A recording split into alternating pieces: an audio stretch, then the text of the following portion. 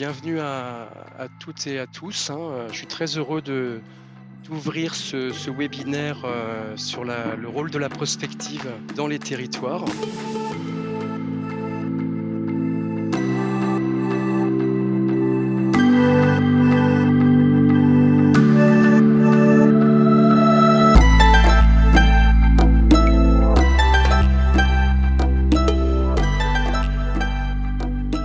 Le hors-série et ce webinaire, c'est aussi une manière de montrer qu'il y a une diversité de profils maintenant qui font la prospective dans les territoires, un renouvellement des approches et également une évolution des pratiques professionnelles.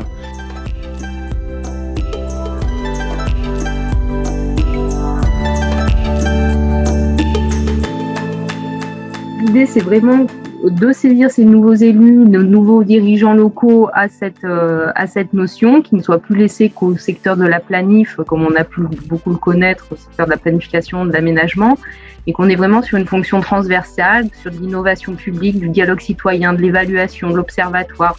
On a des profils divers et variés qui font de la prospective de chaque instant pour effectivement améliorer le service public, et l'idée, c'est de vulgariser cette discipline.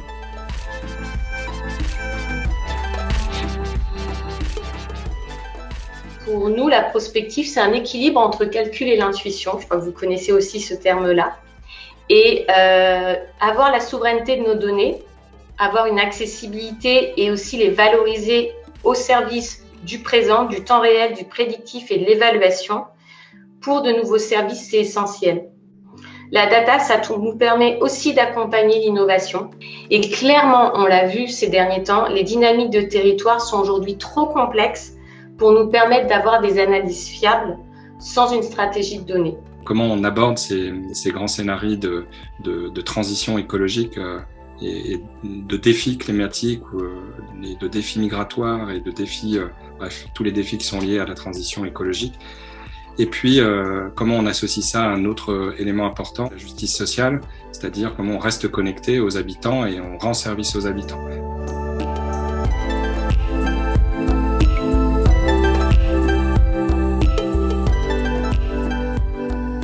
La participation, c'est pas la cerise sur le gâteau quand tout va bien, quand il nous reste 3 francs 6 sous dans les budgets.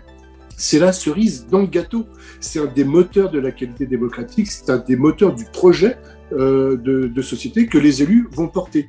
On a développé effectivement ce qu'on appelait une ingénierie du sensible. Ingénierie du sensible, ça veut dire quoi? C'est-à-dire qu'on a multiplié les formats d'expression, les moyens de s'exprimer sur cette plateforme, effectivement avec l'outil carte au débat.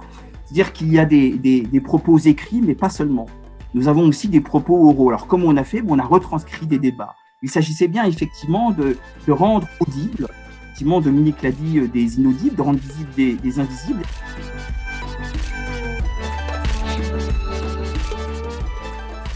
Quels leviers concrètement sont actionnés pour généraliser les approches dans les collectivités où c'est des fois encore un peu rare, ces éléments-là? Aujourd'hui, si je pars de la prospective à 2050, j'emmènerai personne. Donc plus aujourd'hui qu'il y a 4 ans, parce qu'on est tous...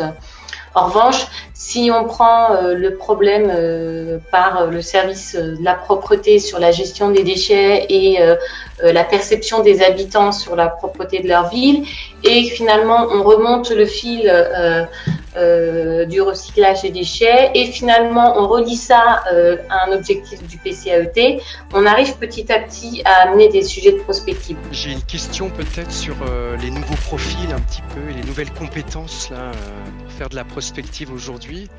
C'est un peu le gardien du temple, le prospectiviste finalement. C'est lui qui amène le pourquoi ou qui vient réinterroger le pourquoi. Et c'est ce qui anime à la fois les élus qui sont engagés, les techniciens qui ont décidé de se vouer leur vie au service public et puis les habitants.